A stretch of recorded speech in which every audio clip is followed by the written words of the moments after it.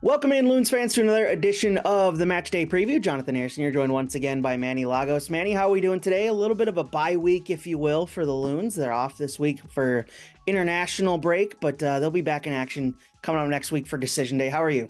I'm good. I'm good. Yeah, we're starting our kind of uh, second international break in the fall, which affects the playoffs, which affects decision day. But in some ways, good. We get some time to breathe before this big LA game. So looking forward to it. And I know John's looking forward to every time we play at the Galaxy. So, Jon Marthaler of the Minnesota Star Tribune, how are you today? Welcome into But your show. there's nothing like being on a match day preview podcast when there's no match day. Hey, we've got U.S. men's national team to talk about, which will certainly get Manny a little bit hot under the collar about, as he tends to do with the U.S. men's national team when it comes to that topic. All rosier this time. I'm excited, man. It's gonna be a good. I think it's gonna be a good couple games to us. Looking forward to it. We'll talk about those games against Ecuador and Australia coming up for the U.S. men's national team. We'll also look back at the Loons 3-0 win over Sporting Kansas City. But first, let's jump into some MLS action from the weekend. John, I know you are a big Ernst Tanner fan, so I want to give you the floor to congratulate him on leading Philadelphia Union to their second Supporter Shield in the last 5 seasons. Floor is all yours. That Ernst Tanner apology tour is going to be painful for all of those who, for those of us who made fun of him when after 12 minutes of soccer, he went on the media tour rounds and was like, yep, I was the smartest person ever to fire Jim Curtin. Good thing that I'm a genius. And I made fun of him. And guess what? They won the Supporter Shield again. So Ernst Tanner's a genius and I'm a moron. I guess we knew that already. But anyway, it's a painful time. It's quite incredible to see a team like Philadelphia, Manny, that has the roster construction that they do, that has built the roster out the way that they have, win the Supporter Shield 2 times in 5 seasons, when we've got teams like Inter Miami that spend as much as they do, and you've got teams like LAFC spending as much as they do, and still it's Philadelphia coming out on top for the second time in 5 seasons. I mean, unbelievable. I think I kind of would throw the teams that aren't doing that well in the league, like Toronto and Atlanta, in terms of like the spend side of it, just because they really only spend on their first team. I got to give so much credit to Philly. It is really amazing what they've done. They have spent a lot. And if you're an American soccer fan, you should be excited because a lot of the money they've spent is into the academy and second team in that development pathway. I still think the roster construction more is key to finding players who kind of all fit the same kind of level. Particularly like a lot of the guys make the same amount of money, which I find really interesting in terms of the locker room dynamics of what they're doing. But overall, I'm going to give Philly, I put Vancouver and us in the same boat where we have to kind of sometimes find how we're going to compete against these teams that spend a lot of money. And Philly has shown a pathway. We certainly in Vancouver in a different way have done really well and shown pathways as well, which gets me excited. But there's no doubt Philly completely deserves it. I think they have been from start to finish, aside from kind of a second team against Vancouver and a huge loss, been outstanding, consistent all year in a tough Eastern Conference. I don't think anybody had them doing what they did this year. Yeah, I know. That was something that when we saw the news that Jim Curtin was no longer their manager and they were going with Bradley Carnell, I don't think a lot of people expected them to be on the level that they've been this year, but they have been absolutely excellent, winning a very tough Eastern Conference, as you said, that is just stacked at the top.'ve got a lot of top contenders there, and none bigger than the team that we mentioned, Manny, Inter Miami. They're third place.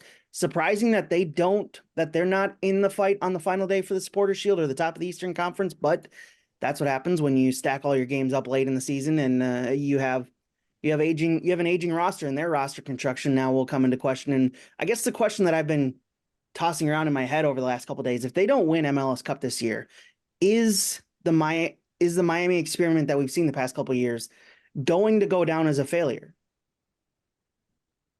Was that to John or to me? That was to you. I'll start with you, then I'll get to John. Because it'd be just the Leagues Cup and I think Supporter Shield once. Yeah, no, it wouldn't be a failure. I mean, I think for the greatest player of all time to not completely take over the league, maybe he and the Miami people was a failure, but no, the energy and just excitement of Miami being in the league and having the greatest player of all time, going to all these markets and playing and kind of exposing both the strengths and weaknesses of our league has been monumental because there are strengths. And one of the strengths was, ironically, we might have shown that Miami isn't quite as good and quite as deep as people thought when they came to Minnesota and kind of got worked 4-1. I think that, sometimes you think the Supporters Shield is won at like a key moment, but it does happen over elements of the entire season. And I think that was a red flag about, can the team be the Supporters Shield champion and kind of play the way they did against us at home? Probably our best home game this year by far, by the way. And the answer is no. I think they're a huge success. I think Messi has still been a huge success because he has shown his qualities. He's shown that he's very good, but he's also kind of exposed that the league is bigger than just kind of putting together an aging roster. And ultimately, they probably have as good a shot as anybody. I bet Vegas will still have them winning the MLS Cup. Well, maybe LAFC now might be the team to do, but it still feels like they might have learned their lessons from last year about how hard the playoffs are, and they might be a little bit more prepared for the playoffs this year. And Messi individually might be more prepared for the challenges of the playoffs, so we'll see. But ultimately, no, it hasn't been a failure. He's shown up, he's played well. The league has shown well, and that it's not just a league that you can walk over and win easily. John, where do you stand on that? Well, I mean, it would be pretty rich of a guy who covers Minnesota United to say, hey, this team only won 2 trophies. What a failure. That's fair. Yes, fair. 2 trophies. That's infinity% more than Minnesota's ever won in their MLS era. So I'm not gonna tempt the Ernst Tanner gods by saying anything about Miami. Philadelphia and Ernst Tanner have you kind of rocking here. Yeah, with they got me running scared now. Got a cautious Jon Marthaler. I don't know how I think of this. The Galaxy almost won a trophy this year too, so yeah, that's true. Maybe I just got to shut my mouth. Yeah, and they did qualify for CONCACAF too. So yeah. Well, that doesn't bode well for a podcast featuring Jon Marthaler. It's going to be a real slow podcast. Elsewhere across the Eastern Conference, got some retirements coming up. Jordi Alba, Sergio Busquets retiring from Miami, Darlington Nagbe retiring from Columbus, and I guess a couple other teams across Major League Soccer as well. One of the better midfielders in this league, Manny, Darlington Nagbe, calling it a career. What a career he's had in Major League Soccer, and at times with the U.S. men's national team as well. Yeah, I mean, obviously I'll start with the guys that probably deserve globally. It's such a ton of credit. Jordi Alba and Sergio Busquets, unbelievable players, unbelievable qualities. Even as much as I was a little cynical about their age and how they would do in MLS, they still really presented themselves and played well. I still think probably the age's difference was probably the consistency of Miami not winning all those trophies that they thought they were going to win. Didn't come down to them individually, but it maybe came down to the disparity of kind of the older and younger kind of balance of their roster in terms of the week in and week out, 34 games, plus all these extra competitions. And that's a lot on their bodies, but great players. But this podcast is about MLS and Major League Soccer and Minnesota United. And Darlington Nagbe has to be in the conversation as one of the best MLS players of all time. There's just no doubt about it. Consistency, his quality of play, his touches. I always say there's only a couple players that I've ever seen that I think if their career had been different, they could have probably gone and played anywhere in the world. I truly think Darlington Nagbe goes into this space. Ironically, I think we all thought he was so good that we wanted him higher up the field, and we wanted him to be this creative 10, and our brains were like, he's so good, but he would even be better if he was creating. Oh, that's such a good picture right there, Jonathan. I love it. Such a good part of the podcast when the cat comes across. By the way, the cat climbed in the stadium, and it was through the roof. It was like you're filming something. Making me nervous with all the Legos here for the people watching on the YouTube. It was awesome. Cats. That could have been even better. I have no idea what Manny just said over the last 45 seconds because I was watching. I was frozen too for a second there. Yep. Now back to Nagbe. I'm talking about Nagbe, Jonathan. I'm talking about this guy that I think had figured out he was truly a number 6 earlier in his career, I think he would have had a national team career that would have been up there with Dempsey and Donovan. And it's just kind of a shame on all of us to try to push him higher up the field to make him a 10 when that was not his comfort zone. The moment everybody figured out, oh, this guy's a 6, he was a rock star. Unfortunately, it was later in his career, but man, whatever, 4 MLS Cups, just domination, the ability to control the ball, not lose it. Yeah, really, I mean, he is truly one of the greatest players that we've developed in this country. John? Yeah, it was funny. I think it was The Athletic that published sort of a retrospective talking to a lot of people that Darlington Nagbe played with. And so many of them, it was stories about guys who came over from Europe and they played with Nagbe for, 2 training sessions or 2 games or whatever, and then went to him and were like, "Why are you here? Why are you playing here instead of Barcelona or something like that? You're amazing." And he just, Manny saying, yeah, 4 MLS Cups. Every team he went to was like, oh, suddenly this team is good now. I don't quite understand how this is possible, but this team, and then he would leave somewhere, like he left Atlanta and went to Columbus. It's like, oh, Atlanta's been terrible ever since the day Nagbe left. And meanwhile, Columbus has been unaccountably amazing since he got there. So maybe it might be one of those careers where you have to have sort of that retrospective where you look back and you're like, geez, this guy played 370 games and he won all these trophies and everyone says he's one of the best players. And you just, because he ended up playing sort of as a number 6 and kind of cut his national team career short a little bit because of all of his family stuff, it was a little bit like, okay, maybe we appreciated him. Maybe we didn't appreciate him quite as much as we should have while he was playing. Yeah, he's been one of my favorite players to watch, one of the best passers probably in this league's history. Just completely influential on a bunch of MLS Cup winning teams. So one of the better stories in this league, one of the better players in this league's history, calling it a career after decision day and after the playoff run for Columbus, whatever that may be for them. Western Conference, let's jump into that. We've got some Western Conference games to react to. We'll start a little bit reverse chronological order. We'll start tonight or last night. Toronto just couldn't get the job done, Manny. Looking for some help from Minnesota United, looking for them to knock off LAFC, who have a couple games in hand, but Toronto just giving the ball away a little too easily, gifting LAFC the first goal, and LAFC never really looked back last night as LAFC do a good job of winning one of their 2 games in hand. Yeah, and they obviously didn't have Son and Bouanga last night, and guys stepped up on my end. Ibuisi had the goals. Overall, like it was, Toronto gifted a goal that was very much the game was over. I think right when that moment happened, in terms of the way Toronto's played to 8 straight ties, it didn't look like they were going to score 2 goals to come back and win that game, let alone a goal to tie it. So it's interesting because it was a great night for us on Saturday, but one of the few weekends where every result of all the teams that we wanted to either tie or lose figured out ways to win. So it is what it is. There's still a big decision game. Some of these teams still have games in hand they got to play. So in some ways, we still are going to look and see, and it really might come down to that our game against LA and San Diego's game against Portland, really where we might move up from 4th position. But after last night, it feels more and more like 4th feels more realistic than it did over the weekend when we won. Yeah, for sure. I mean, you look at the 2 games that are still left to be played across the Western Conference coming up this weekend. On Saturday, Vancouver traveled to Orlando, who are also, we'll talk about the international call-ups. Vancouver missing a ton of players through that, also through injury as well. Orlando missing some key players through international call-ups as well. So that'll be an interesting one to watch on Saturday. And then Sunday, LAFC heading over to Texas to take on Austin FC, who have lost 3 straight. And it's been a little bit of a rough go for them.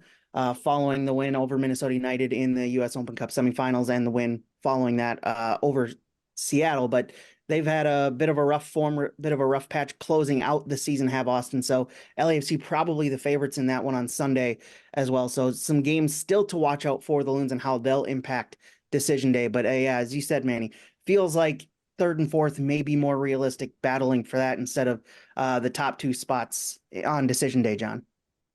Yeah, it's funny. Minnesota won 3-0 and seemed to drop about 6 points in the standings against everybody. I don't going into that game against Kansas City, it was, well, they just need a win. And they for a little bit, San Diego was losing and they were going to go to the top of the Western Conference, and somehow Minnesota won. And they're going to probably go into decision game going, well, if they can win and San Diego loses, they'll finish third in the West, which, you know, it's up there in the who cares rankings. And we never have quite established. I think the chance of getting to the Champions Cup is more or less gone at this point. Miami's in, Vancouver's in. You want to finish obviously as high as you can, and then you depends on who gets to MLS Cup and whether they have already made Champions Cup, and the list of teams who would then fill in after that gets a little bit smaller because of the teams that have already qualified for Champions Cup. So, John, if I want to make it even more confusing, I think we probably don't want Vancouver to win the West. Yeah, because they got in through Canadian. Yes, and the way it would work is, ironically, that other Vancouver team in a Canadian championship would get the spot if they win the West. So it gets really confusing pretty darn quickly. But ultimately, it is important we win this home final game to give us a chance, because Decision Day is crazy. It is the top 4 teams, I think, in the league after that. So it's an important one for us to give ourselves a chance. Although we'll see. It's all over the place there. So it would be, I mean, from a Minnesota perspective, it would be impressive to have the most points in club history and still not get into the Champions League, while Vancouver FC, not Vancouver Whitecaps FC, Vancouver FC are in the Champions League, Champions Cup, I should say. I keep saying Champions League because it was for 10 years, but CONCACAF Champions Cup. I need to say it out loud so I don't write Champions League. By the way, we got to talk about the ending of that Houston-San Diego match. 1-1 going into the final, I guess, with stoppage time, the final 20 minutes of the match. You can take 10 minutes, though, and before stoppage time. It makes it more dramatic. Final 10 minutes of regulation, and then all hell broke loose. Luca De La Torre scoring in the 85th minute, Sergio Santos scoring 2 minutes later to level it back up at 2 apiece, Anders Dreyer scoring in the 89th minute, and then Amal Pellegrino scoring in the 13th minute of stoppage time there. Just a ridiculous sequence to end the game. When we were watching, we had the scoreline popping up on our computers during the broadcast, keeping listeners updated on the standings and how everything was shaking out. And going into the final 10 minutes of our match, it looked like, the Loons were going to jump up to first. This was going to be a great night. And then as our game was winding down, I kept seeing scores pop up on my phone and my computer that things were just happening in Houston, and I had to keep updating Dan on the broadcast. And you could just feel the energy off of the wind drop a little bit as you saw the scoreline and San Diego find some life late in that match, Manny. It was just a ridiculous way to end a match. Yeah, I think San Diego found some life in that. That's their season, if I'm being honest. They have done an outstanding job scoring late in games and getting results and getting wins at home and on the road. And they kind of went away for the last month. So this was a big one because Houston was playing for their playoff lives, and Houston was battling up 1-0 for a lot of that game.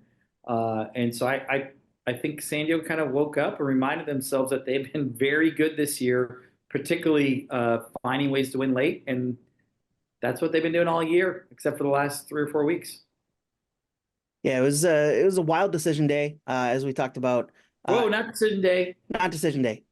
Saturday. Sorry, excuse me. I'm getting ahead of myself. Decision day will certainly be wild, and I'm looking forward to one of my favorite days of the year. But as we mentioned, John, a couple times, this felt like the week where the results finally didn't break Minnesota's way. It feels like they've been breaking the Loons' way for the past couple weeks as the Loons have tried to get back into their own form. But this week, as the Loons got into some good form against a bad Sporting Kansas City team that we'll talk about in a little bit, all of a sudden the rest of the Western Conference decided, now we're going to wake up. Now we're going to make it a little bit more difficult for the Loons to come in at the last second and swipe the top of the West. Yeah, it's a shame LAFC decided to be the best team in American history over the past, 2 months. They've won 7 in a row, 8 in a row, something like that. It's ridiculous. Yeah, it's one of those times when if you're a fan of a non-LAFC team, it's like, why did we even try? Why do we bother with this? LAFC. There's the fatalism I was looking for. There it is. Yeah. Why even play next Saturday? Just forfeit. So right now, playing money. So right now, if the playoffs started, Loons would take on Seattle in the first round. Though if Decision Day breaks out and they finish in third, it looks like they'll play either Austin or Portland, depending on how those two teams' results go. I don't think either of those sides can finish any lower than seventh, so it's going to be one of those two teams in sixth and seventh, and then Seattle, I believe, has fifth place locked up. So right now, I think clearly the desired option would not to play Seattle in the first round, would be trying to get to that third place spot to face either Portland or Austin, Manny. I'm okay either way. We beat Look at Manny here, all confident after 2 wins over Seattle in 1 year. Yeah, thank you very much. Exactly. That's the way you got to go into it. No, I like I said, I think they're all really good teams. I think you're probably right. Austin's dipped since they beat us. Portland has been interesting, although I think this is one of their better teams defensively I've seen in a while. Particularly, they're really athletic. But listen, the playoffs are going to present that mixture of teams right around it or right below us. I think are all beatable this year. I think they're all teams that, particularly with us having home field, we should be excited about playing against. But I would be fine with Seattle. I think we want to take on the adversity of the past because we've done that this year already. I mean, we beat them there in Seattle, and then we had a tough, gritty win here at home. John, you look at the standings. It's kind of, you go, oh well, what if they could play Austin? Well, they lost to Austin at home. They drew with Austin at home. Oh, they could play Portland. They drew with Portland at home. Oh, they could play Dallas. If everything broke right, they could play Dallas. Ugly draw with Dallas at home. Who did they beat at home? Seattle. So maybe the Sounders. I'm a little tongue in cheek here because it's a little bit like saying, oh, the Twins took 2 out of 3 at home at Target Field against the Yankees. They want the Yankees in the playoffs. No, they don't want the Yankees in the playoffs. No, Minnesota doesn't want to play Seattle any more than they have to. There's too much past trauma there to really get excited about, but it certainly seems like it's lining up that way.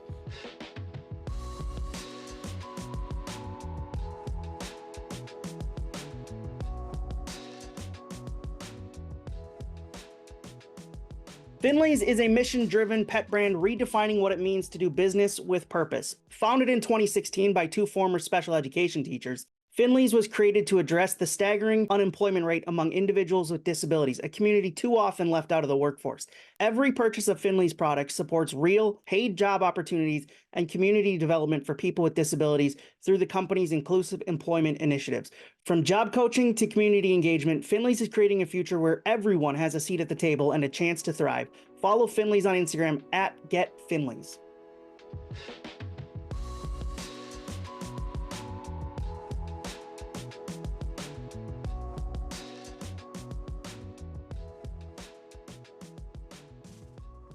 Yeah, certainly does. Let's jump into this. Unless you guys got anything else you want to say off of the weekend that was in Major League Soccer, let's jump into Minnesota United's win over Sporting Kansas City. Bit of a formation shift here, as we expected coming into this one. John, your takeaways from this game: 3-0 win for the Loons, getting back into goal-scoring fashion, getting another clean sheet, 10th of the season for Dane St. Clair, much needed clean sheet late in the season.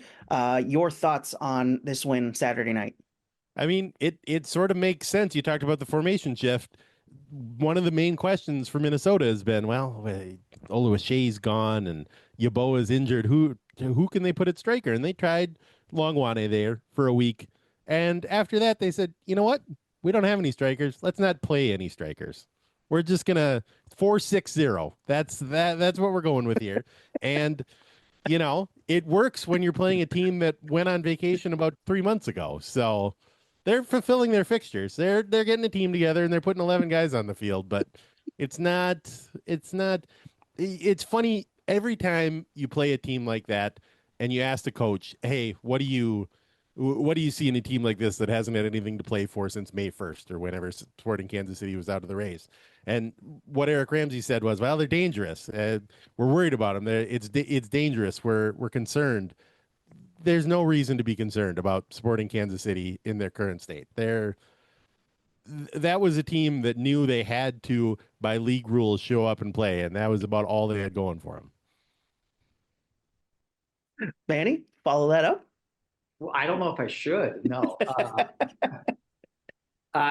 No, in all honesty, I think the formation shift was big. I mean, I think it was the first game where we started a back four at home.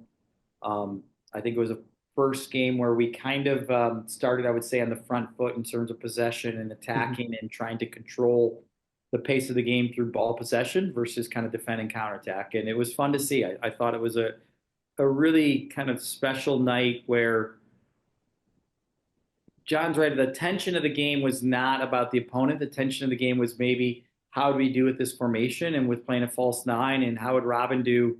I really like him when it's a back four and he's up there as a false nine. It's a little bit different when it's a back five. It was really fun to see Joe and Bongi higher up the field and kind of getting into offensive spaces. It's just one of those special nights where it was kind of a celebration game of the season as opposed to maybe just like playing for our playoff position. It felt more like a final home game to kind of acknowledge the fans and acknowledge the success of the team. And it just went to the story, went to the perfect story. We played really well. We won 3-0. We beat a team that we were supposed to beat comprehensively. It was just a really special night. And I feel like people hung around afterwards. It was weirdly October 80 degree-ish weather where people were still in their T-shirts, just didn't want to leave the special stadium. So I really enjoyed the night. I really enjoyed beating the team we were supposed to, beating them comprehensively. A lot of guys individually playing really well. Is that one of those where you switch the formation this late in the season? I know there's always going to be questions about that's a dangerous thing to do this late in the season, going into the playoffs. How comfortable is the team going to be? Then you look at the schedule and the teams that you're playing, two teams that have already been eliminated from playoffs. I don't want to say you're using it as a kind of preseason, but you're getting comfortable with this new system heading into the playoffs when you're going to have to rely on this system based off of the injuries and everything else that has transpired with the roster. Is this a good, based off of the schedule you had, was this a good time to actually make that switch finally and be a little bit more dynamic in your approach, add a new layer, because you can use these two games against teams that are already out of the competition to get this team and this squad comfortable in this new system, Manny? Oh, I think it's a big deal. I mean, everybody has their own individually, like this viewpoint of how you want to go about solving and winning games. Hopefully there's a lot of our fans who are thinking about what the best system is to do that. My personal view is in modern day soccer, you have to be ready as a club to play 2 or 3 systems at all times, no matter what. You could have injuries happen. We've got playoffs bring so much adversity. You've got to think about other teams and how they're playing, and tactically you want to match up. You have situations where you have to now navigate problem solving. And ultimately, I think I mentioned to you, I think last week on the show about that Colorado game at halftime. We had the problem solved. That was a really bad half and kind of led to kind of a bad 10 days. Not that the Austin game was a bad game, the Open Cup game, but the Chicago game was. And so we were in a moment where we had to think about how do we get out of this funk. And I think the staff did a great job of saying, hey, you know what? Let's throw a back four in there and train and prepare for a week. It seemed to me like the guys were looser. They're hungry to try something a little bit different, that maybe our kind of year of playing the back five got a little stale. So now I think it's wide open. I don't think we have to even say we were going to play this back four the rest of the playoffs. I think now there's flexibility to go into the problem solving of LA Galaxy, and whatever happens that game, I still think we have, kind of an arsenal now that we can play different systems going into the playoffs. Yeah, it's a nice little twist to throw, or a nice little wrench to throw into the situation for opposition coaches who've seen over the past couple months to understand that to frustrate Minnesota, you set up in your own back five and just force the Loons to have the ball. Now you can't necessarily do that because of this new formation and how the Loons set up. I want to ask both of you guys, who benefited the most from the system? John, I'll start with you, and then Manny. Well, I mean, I know it's just one game, so it's a small sample size. I feel like I want to take issue with it a little bit, because while Minnesota won 3-0 and scored 3 goals, I'm not sure the formation shift worked into their advantage really at all. They scored 2 set piece goals and they scored on a counterattack off a midfield turnover. I didn't see. Maybe that sounds like they've done what they've done all season. Maybe I'm crazy here, but I didn't see any evidence that they could break down Kansas City's back five any better with 0 strikers than they did with, 1 striker. And I get the sense, and nobody has said this, and I don't think I'm giving anything away here, but I get the sense that as soon as Kelvin Yeboah can walk consistently again, he's going to be back in the lineup, because they just are more comfortable playing that way. And obviously it's good to have multiple clubs in your bag, but playing with a back four and no strikers seems like, Tiger Woods using a 3-wood to do his chipping. Like, okay, it's possible you can do it that way, but there's better clubs in the bag to use for this than trying to do what they did. So as far as who benefited, I don't get the sense that anybody particularly benefited from that setup. It's certainly a different way of going about things, and it's a different way to look at Robin Lod and Joaquin Pereira combining a little bit of, they're both dropping deep, and they're going to see if they can get Rosales and whoever else up, and Long Wane playing in sort of a right midfielder, and see how that works. But I'm not sure anybody's going to look at that on film as an opposing coach and been like, wow, we got to spend a lot of time training against this front six for Minnesota, because we're really concerned about how they can switch formations and attack our defense. I think they're sort of going to look at it the same way I do and say, that's something they did for a game, but they're not going to do that if they can help it at any other point. Manny? Yeah, I agree to disagree. No, I mean, I think there's a good point, and I don't think the game itself got out of first gear, so I feel like John's viewpoint is a little bit skewed in that. Yeah, it is true that goals change games, and so it's hard to look at anything that happened after the 25th minute and really get a lot of look at it. But look at what happened before those 25 minutes. Yeah, no, and I get it. I think you're right. I respectfully, I think you kind of mentioned we almost were playing like a USL team back line for a lot of the game. So it's hard to assess. But I go back to just little moments of, you meant the combination of Lod and Pereira. It seemed to really work. It allowed Bongi. That was probably Joe, unfortunately didn't get any points in the game, their goals assist, but I thought he got up higher and had dangerous moments. I really enjoyed Trapp and Triantis, and I think that is a fun midfield. We're just starting to see Triantis, and maybe there's a chance that we can get away at certain games of having 2 instead of 3 in there, which allows Pereira to go up even higher, and we even kind of press sometimes with Robin. It was almost like a 4-4-2 at times with Robin and Pereira up there, so that could lead to Yeboah and Pereira, or Yeboah and Robin. I don't know that part of it. I just know that the ability to play a back four and not get scored on was a really big deal. It really was, because it now allows just the flexibility of going against different teams. And, I've got my take on different teams in the playoffs where I think a back four or back five might be better suited to handle that day. But I just think it's now a game and a half where we've looked pretty good in a back four. Nice to have. Might be right. Might have to go back to the back five to be the way to win in the playoffs. But, they'll see. It'll be fascinating to see how we prepare and what we decide to do against the Galaxy in a game that we want to win on the road, where we've been very successful in a back five for most of the year. Guy who did benefit from it, I guess benefited in the game on Saturday. How much the system had to play in is up for debate, as we previously pointed out. Anthony Markanich scoring a couple goals again, as he continues to be the best goal scoring defender in the league across all competitions. It's now up to 12 goals. I believe it's 9 in league play. He's just been incredible, John, as you continue to call him Nick, because you're still confused when questioning whether it's his brother or not that's playing for the Loons at this season, because Anthony Markanich has just been sensational for the club this season.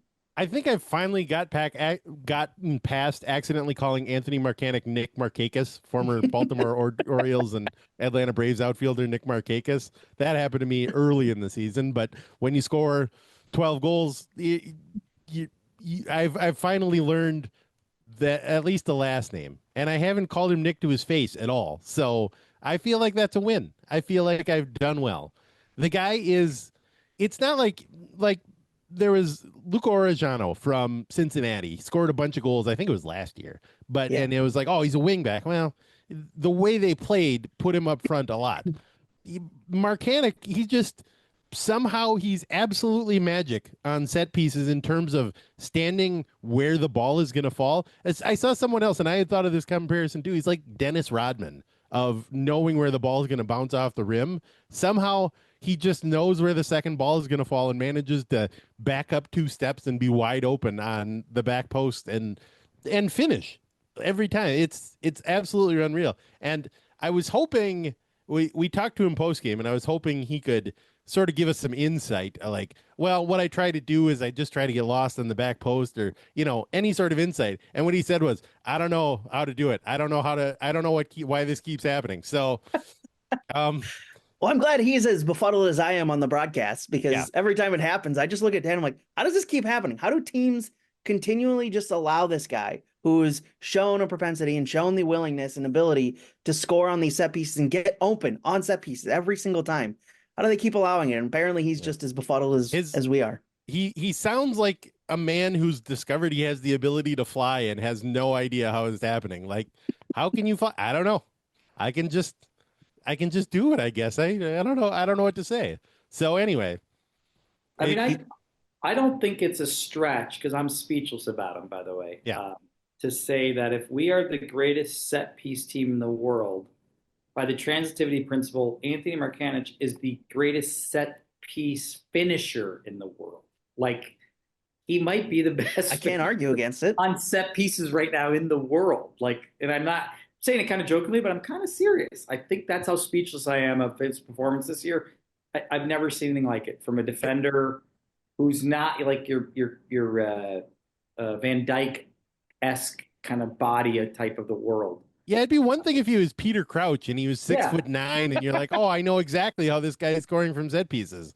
But he's like shorter than I am, and I really like it, because I grew up playing basketball as well. I really like the rebounding kind of analogy, because it is really about, like, not just like everybody kind of focuses on the very moment, like when Triantis Stress crosses the ball.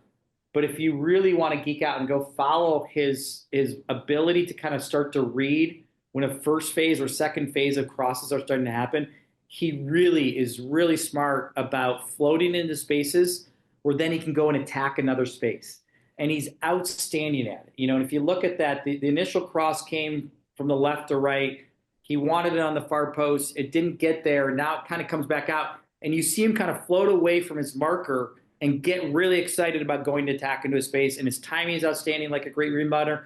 And he's great at getting up and then finishing. It's not always with his head, by the way. He's done a great job of being composed with his feet. But it really is a special quality. And I don't think it's just like luck. At the end of the day, he is really hungry about going after a quote-unquote rebound by really staying engaged in the play for the whole time and then attacking the space that's available to him. 1 goal in league play before this season, and now he's up to 9. Scores a goal this week or next weekend against LA Galaxy. He's got double-digit goals in a season. And I don't know, going back to his college days, I don't know his college stats, but I can't imagine he had his college stats goals. were nothing like this. I think he scored 12 goals his whole college career or something like that. High school ball, do we know what his high school stats were if he scored double-digit goals? Yeah. I asked him and he said, I don't think so. So this is like the best goal scoring he's ever done in his life since he's been like 12 years old, except it's coming in MLS. Incredible. Out of nowhere, too. I would imagine a lot of people expected him to be a depth piece, a backup piece at that left wing back spot based off how Josef Rosales played last season. And Markanich has been absolutely outstanding, as we mentioned. Another guy who's been outstanding. We got a little bit shorter of a podcast, hard out here at the top of the hour for us on the recording side. Another guy who's been outstanding, Nicolas Romero, named to the 22 under 22 team. He has been one of the best finds from the offseason, Manny. Well-deserved shout for him to get into that list. He has been incredible on the back line for Minnesota all season. Yeah, great year.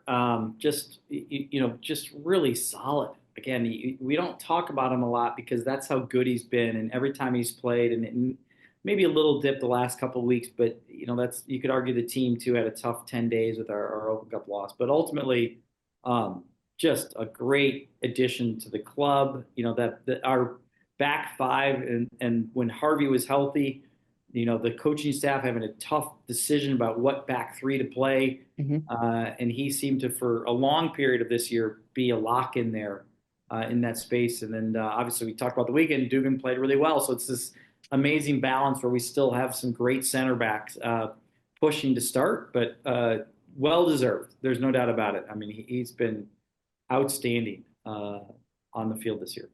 Well-deserved honor, John, for Nicolas Romero, who's been, as we said, one of the better finds in the winter transfer window last year. and he's been incredible for Minnesota. I think the nicest thing you can say about Nicolas Romero is that I've forgotten all year that he's only 21 years old.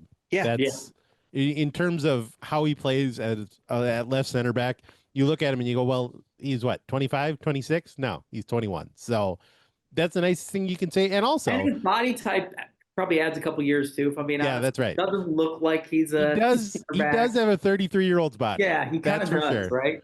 And I also got to give him credit in terms of taking absurd, nonsensical yellow cards. He's really taken over a role that hasn't been filled since Emmanuel Reynoso was here. So in terms of having an Argentinian guy that can get an absolutely nonsensical yellow card, Nicolas Romero is right there. He's there for us. I want to say there was Will Trapp had what, 12 in 1 year, a couple years ago. He did. There was that Snuck one into that could conversation. not stop getting yellow cards. So. Good but stuff. It wasn't like those were like, oh, foul the guy in the midfield counterattack. It wasn't like Nicolas Romero. Where did he get a boat oar and why did he bring it on a field and hit somebody with it? I don't understand. What was he thinking? Yeah, it was. He's been really fun to watch up and down the field. Shorter show for us today. Good stuff from you guys. If you guys want a good rundown of all the international stuff to watch over the weekend, we've got one over at MNUFC.com. So go read that. Quick thoughts from you guys on international break. U.S. men's national team playing Ecuador and Australia.